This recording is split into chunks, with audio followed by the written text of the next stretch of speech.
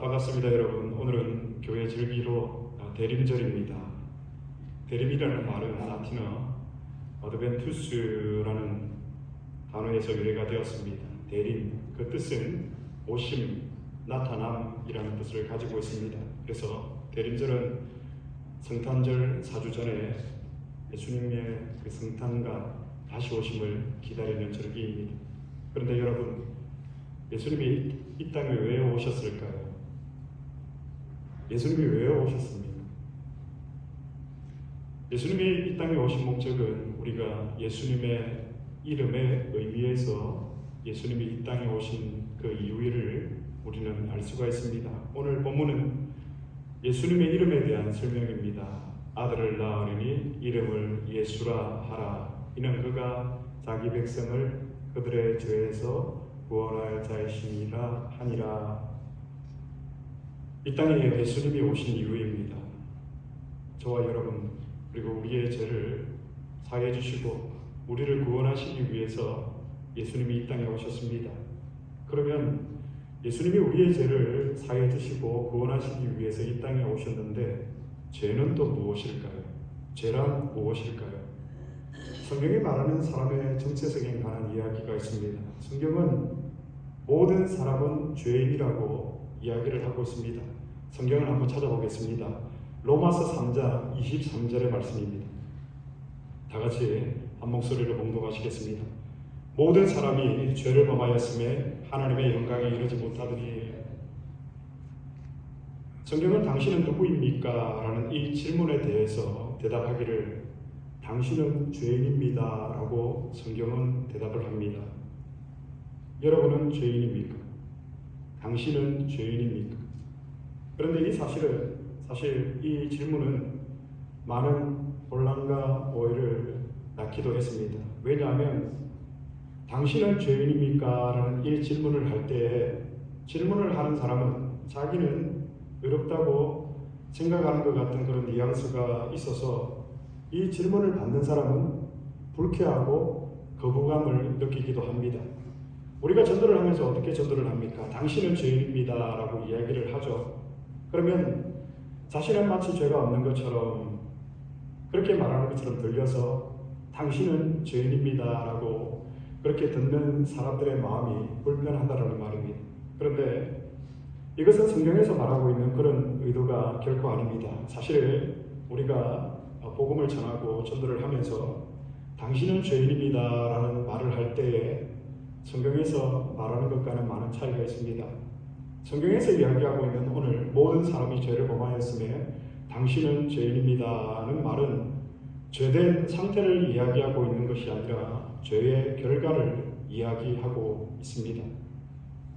당신은 죄인입니다 라는 말은 모든 사람이 죄를 범하여서 하나님의 영광에 이르지 못하나니 라는 이 말은 당신은 무엇을 하더라도 당신이 어디를 가더라도 당신이 하나님을 떠나 있다면 당신은 결코 안전하지도 행복하지도 않다라는 말입니다. 이 이야기를 한 것이 로마서 3장 23절에서 모든 사람이 죄인이라는 그 말을 하기 위한 목적이라는 말입니다. 사도 바울이 로마서 3장 23절에 이 말씀을 할 때에 당시 유대인들도 이 사실을 알고 있었습니다. 그렇기 때문에 사도 바울이 로마서에서 당신들은 죄인입니다라고 이야기를 할 때에 그들은 위기감을 느끼기 시작을 했습니다. 왜냐하면 당시 유대인들은 여러분 선민 사상을 가지고 있었습니다. 자기네들은 하나님으로부터 선택받은 백성이라는 그런 선민 사상을 가지고 있었고, 그래서 그들은 구원을 받고 하나님 나라를 소유할 수 있다라고 그들은 그렇게 굳게 믿고 생각을 하고 있었는데, 그런데 사도 바울이 이것을 깨뜨려 버린 거예요. 모든 사람이 죄를 범하였음에 하나님의 영광에 이르지 못하더니 라고 말을 하니, 이 말은 이방인들 뿐만 아니라 당시 유대인 여러분들도 하나님의 영광에 이를 수 없습니다 라는 이 말에 그들은 위기감을 느끼기 시작했습니다. 그들의 위기감을 느끼기 시작했다는 말은 지금까지 내가 안전하다라고 생각했던 것들이 전혀 안전하지 않다라는 것을 그들은 알기 시작했다는 말입니다. 여러분은 안전하다고 생각하십니까? 사람들은 비교적 이 땅에서 안전하게 살기 위해서는 어느 정도 착한 일을 하고 또 어느 정도 노후를 위해서 안정된 그런 생활을 하기 위해서는 어느 정도의 돈도 가지고 있어야 된다고 생각을 합니다. 그러면 나는 안전하다고 보통 그렇게 생각을 합니다. 그런데 여러분, 모든 사람이 죄를 범하였으며 하나님의 영광에 이르지 못한다라는 이 말씀에 있어서 말하고 있는 것은 죄의 심각함을 가장 잘 드러내는 증거가 여러분 무엇인지 아십니까? 모든 사람이 죄를 범했다라는데, 그러면 그 죄가 뭔가? 이 죄의 심각성에 대해서 가장 잘 드러내는 증거가 바로 여러분 죽음입니다. 사람은 누구나 죽음 앞에서 모든 것이 다 무너져 내립니다. 우리가 아무리 많은 것을 가졌다 할지라도, 또 아무리 많은 것을 우리가 소유했다고 할지라도, 그래서 나는 안전하다고, 나는 행복하다고 생각할지라도, 사람들은 사실은 그 허상에 살아가고 있을 뿐 죽음 앞에서는 모든 게 다 무너져 내려버리게 된다는 말입니다. 죽음 앞에는 여러분 아무것도 남지가 않습니다. 성경에서 당신은 죄인입니다 라는 이 말의 의미는 당신이 무엇을 하든지 어디를 가든지 당신에게는 아무런 희망이 없습니다.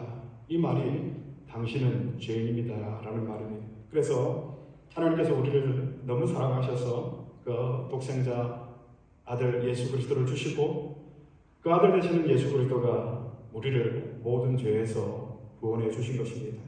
아들을 낳으리니 이름을 예수라 하라. 이는 그가 자기 백성을 그들의 죄에서 구원할 자이시니라 하니라. 여러분, 예수가 우리에게는 복음이에요. 믿으십니까? 이것이 우리에게 기쁜 소식이에요. 그러므로 여러분, 죄란 무엇인가? 단지 불순종이 아니라 죄의 본질은 하나님이 아닌 내가 내 인생의 주인이 되어서 살아가는 것, 사는 것, 그것이 바로 죄의 뿌리, 죄의 본질이라는 말입니다. 우리가 보통 아담과 하와의 죄에 대해서 이야기를 할 때에 아담과 하와의 죄가 무엇이냐고 이렇게 물으면 보통은 아담과 하와의 죄는 불순종이라고 그렇게 이야기를 합니다. 저는 이 대답이 틀렸다라고 말하고 싶지는 않지만, 그러나 부분적으로만 맞다고 생각을 합니다. 성경이 말하는 아담과 하와의 죄가 무엇인가 하면 이건 그냥 불순종이 아니기 때문입니다. 하나님의 동산 중앙에 선악을 알게 하는 나무를 두셨죠. 그리고 말씀하시기를 선악을 알게 하는 나무의 열매는 절대 먹지 말라.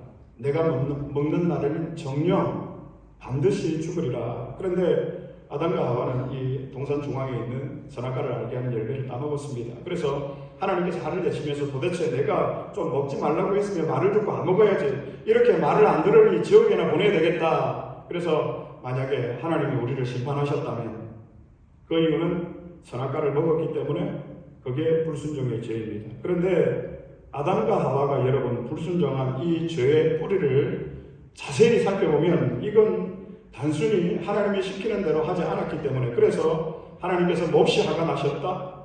그게 아니라는 말입니다. 여러분, 과연 하나님이 그런 분이실까요? 우리가 캔디 하나 훔쳐 먹었다고 지옥에 보내시는 그런 잔인하고 매정한 하나님이실까요? 우리가 슈퍼에서 과자 하나 훔쳐 먹었다고 하나님께서 우리를 지옥 보내시는 그런 매정한 하나님이실까요?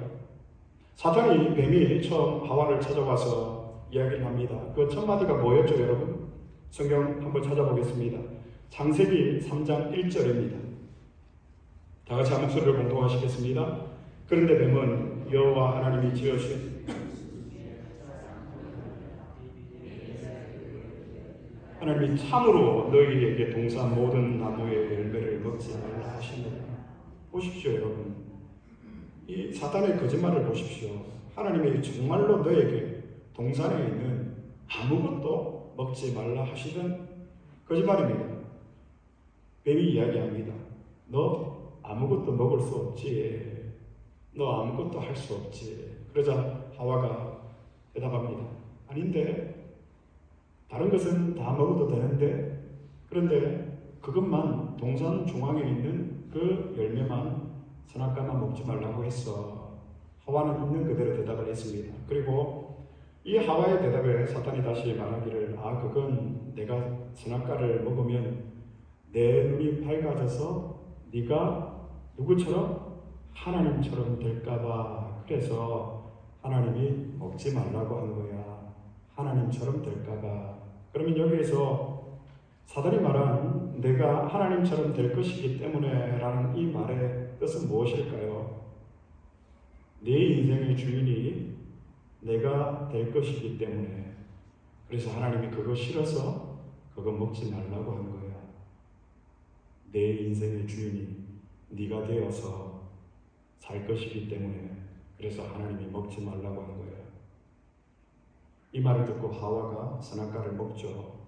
그리고 아담에게도 줍니다.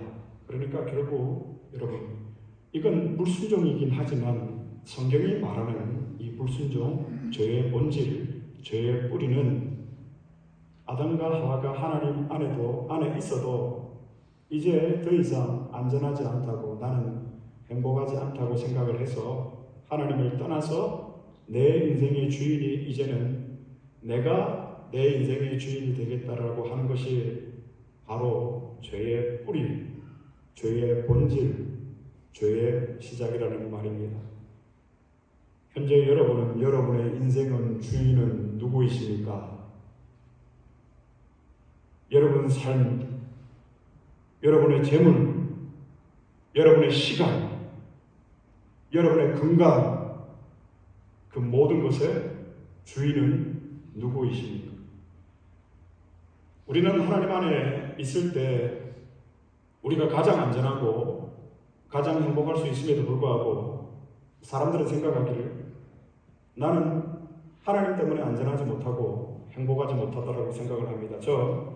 내가 하나님을 믿고 하나님을 나의 구주로 주인으로 우리가 영접하는 순간 더 이상 내가 내 인생의 주인이 아니기 때문에 나는 이제 행복할 수 없다고, 아무것도 할 수 없다라고 사람들은 말합니다.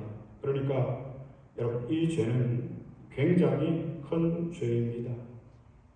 오늘 교회가, 신자가 회복해야 될 것이 아닌가, 인생의 주인이 누구이신가 하는 문제입니다. 그래서 그 이후로 아담과 하와의 후손들은 어떻게 살아가고 있습니까?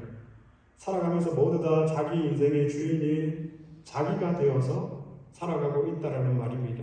그러니까 당신은 죄인입니까? 모든 사람이 죄를 범하였음에 하나님의 영광에 이르지 못하더니, 이 말씀은 굉장히 중요하고 굉장히 심각한 질문입니다. 이 질문은 곧 당신 인생의 주인은 누구입니까에 관한 이야기입니다. 모든 사람이 죄를 범하였음에 모든 사람이 하나님이 아닌 자신을 주인으로 삼고 사니 하나님의 영광에서 멀어졌다라는 이야기입니다. 그런데 우리에게 기쁜 소식이 들려왔습니다. 본 뉴스가 들려왔습니다. 이는 그가 자기 백성을 그들의 죄에서 자신을 주인 삼아 살아가고 있는, 자신이 안전하다고 여겼고 자신이 행복하다고 여겼지만 가장 비참한 가운데 살아가고 있던 저와 여러분의 인생을 우리 주님이 구원해 주셨습니다. 아멘. 우리의 죽음의 문제를 해결해 주시고 우리의 삶에, 우리의 존재의 이유와 목적을 찾게 되는 것, 이것이 우리에게 복음인 것입니다. 그런데 그동안 우리 교회들이 저는 이 복음을 잘못 전했다고 생각이 됩니다. 사람들은 말하기를 가난한 사람이 부자가 되는 것이 복음이라고 생각을 합니다. 물론 부인하지는 않겠습니다. 또 병든 사람이, 아픈 사람이 병을 낫는 것이, 그것이 복음이라고 생각을 합니다. 그러나 엄밀히 말하면, 성경적으로 말하면 그것은 복음이 아닙니다. 복음은 우리의 근본적인, 우리의 죽음의 문제와 그리고 우리의 존재의 문제를 해결해 주는 것이 복음이지, 더 잘 살게 되는 것, 더 건강하게 되는 것, 죄송하지만 그것이 복음이 아니라는 말입니다. 여러분, 하나님이 우리의 병을 고쳐주실 수 없으시겠습니까? 그렇지 않겠습니까? 말씀으로 천지를 창조하신 하나님이 우리의 육신의 이 질병 하나 고치지 못하시겠습니까? 하나님은 우리의 병을 고쳐주실 수 있습니다. 그리고 여러분, 하나님은 부유하시기 때문에 우리로 하여금 부자가 되게 하실 수도 있습니다. 전능하신 하나님은 얼마든지 그렇게 하실 수가 있습니다. 그러나 하나님이 그렇게 하지 아니하신다고 할지라도 우리에게 아무 문제가 되지 않는 것은 그것과는 비교할 수 없는 더 가치 있고 더 정귀하고 더 아름다운 것이 우리에게 있기 때문에, 그것이 무엇입니까, 여러분? 우리가 예수의 생명을 소유하고 있다는 것 아니겠습니까? 영원한 하나님의 나라를 소유하며 살아가고 있다는 것이 아니겠습니까? 그래서 여러분, 우리가 예수 믿는다라는 이 말의 의미는 정말로 아무런 소망 없이 살아가던 내가 예수 그리스도를 통하여서 영원한 생명을 얻었고 하나님 나라의 소망을 보았고 이 땅을 살아가는 동안 내가 이 땅의 가치를 따라 살아가는 것이 아니라 새로운 하나님 나라의 가치관을 가지고 하나님의 말씀에 순종하며 그 나의 삶을 통해서 그 고백을 드러내며 살 수 있는 것은 우리에게 이 복음이 들려졌기 때문입니다. 이것이 우리의 사명이고 교회의 사명입니다. 그런데 세상 사람들은 어떻습니까? 교회를 보면서 비웃습니다. 목사들을 보면서 손가락질합니다. 영원한 하나님의 나라를 소유했다고 말하면서 죽어서 천국 간다라고 말하면서 이 땅에서는 싸우고 잘난 척하는 모습을 보니까 그 신앙이 도대체 무슨 신앙인지 사람들은 그것을 이해하지 못하는 겁니다.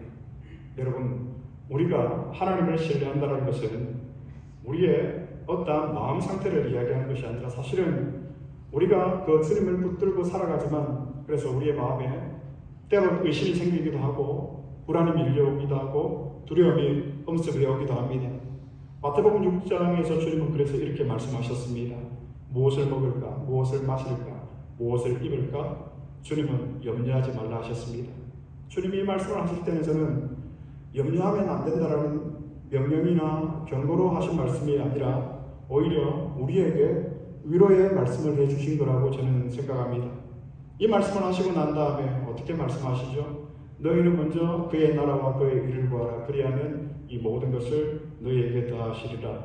너희는 먼저 그의 나라와 그의 의를 구하라. 어떤 의미일까요? 너희는 먼저 하나님의 다스림을 구하라 입니다. 하나님의 통치, 하나님의 다스림. 이 말씀은 우리가 하나님의 통치와 하나님의 다스림을 붙들고 살면 우리의 일용한 양식의 문제까지도 우리 주님께서 다 해결해 주신다라는 말씀입니다.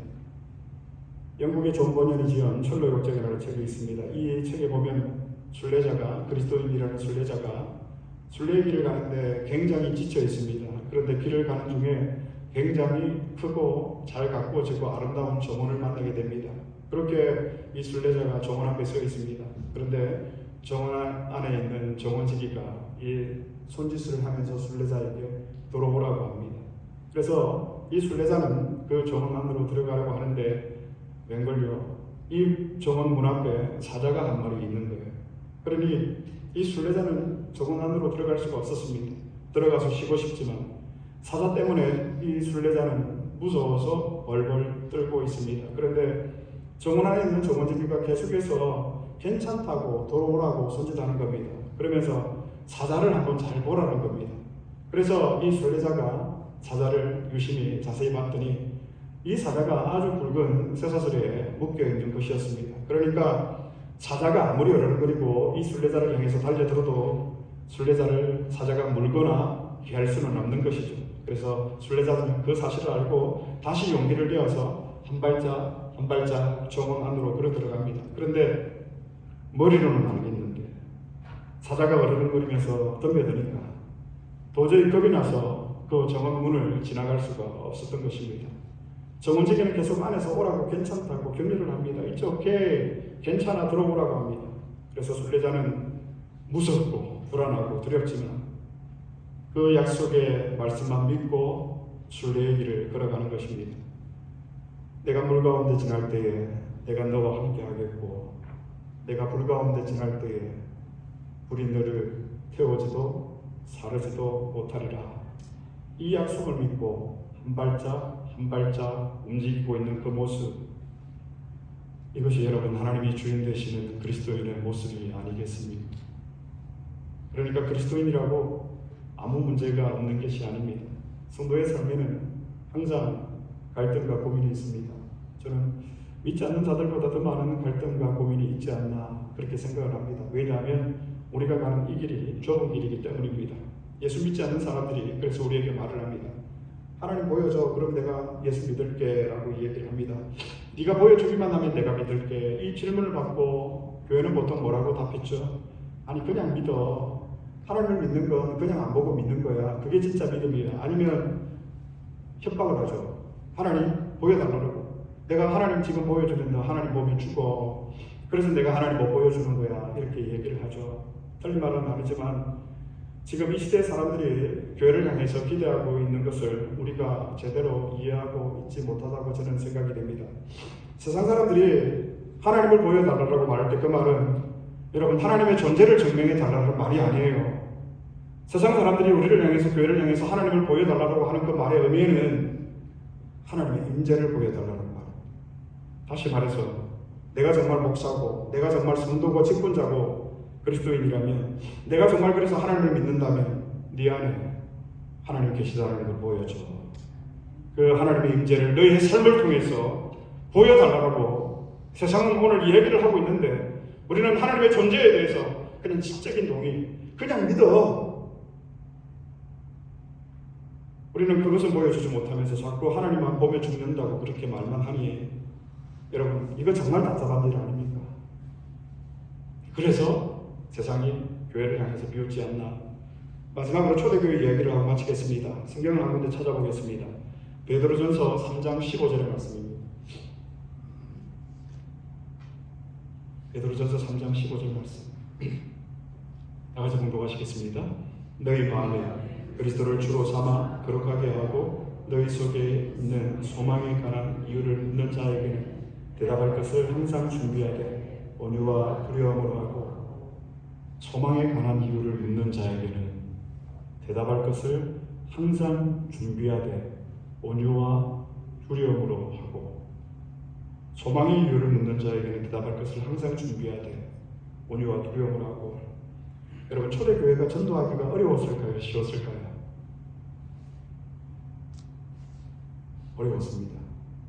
초대교회 당시 세례를 받는다는 것은 목숨을 담보로 내놓고 교회의 회원이 되는 거예요. 그만큼 초대교회는 전도하기가 어려웠습니다. 그런데 예수 믿지 않는 사람들이 초대교회를 찾아오기 시작했습니다. 그래서 이렇게 묻습니다. 도대체 뭐가 그렇게 기쁘세요? 도대체 뭐가 그렇게 즐거우세요? 죽어가면서 왜 웃으면서 죽어요?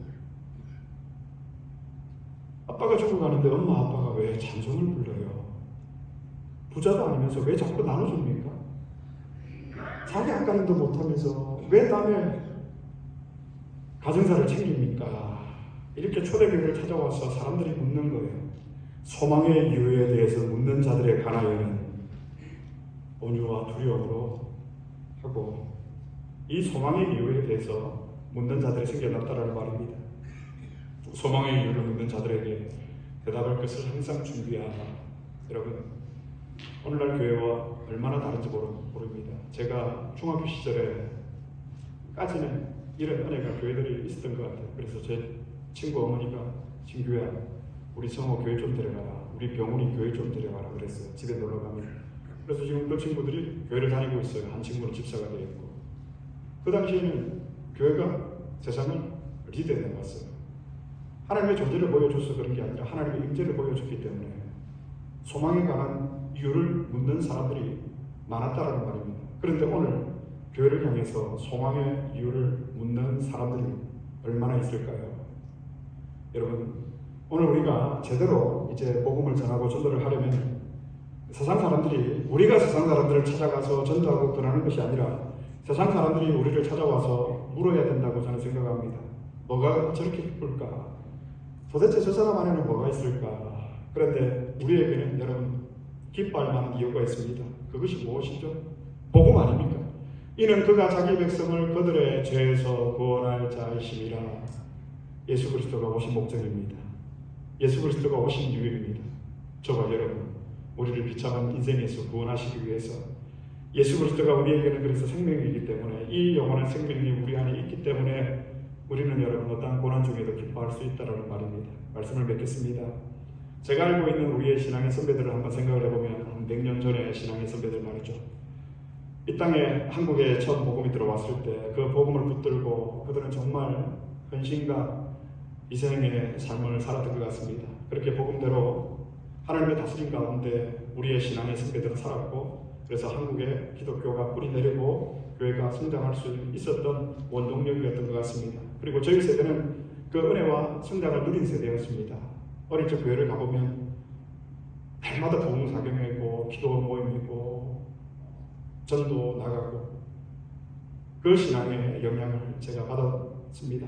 그런데 우리가 여러분 이 신앙을 나누어 써야 했는데 우리가 너무 많이 누리기만 한 것 아닌가. 그래서 이제는 우리가 세상에서 지탄을 받고 손가락질을 받고 욕을 받고 있지 않는지 그 결과 여러분 저는 생각하면 우리의 다음 세대 특히 우리의 자녀 세대와 우리의 청년 세대의 경우는 정말 힘든 세대가 올 것이다. 믿음 생활하기가. 그래서 다시금 이 고난과 희생을 하지 않으면 회복이 없겠다. 저는 그렇게 생각을 해봅니다. 여러분 정말 우리가 아직 주님을 모르는 사람들을 주님께로 인도하기를 원한다면 아마 또 그들이 우리에게 교회를 향해서 기대하고 있는 것이 있다면 나에게 복음을 보여줘봐 일 것입니다.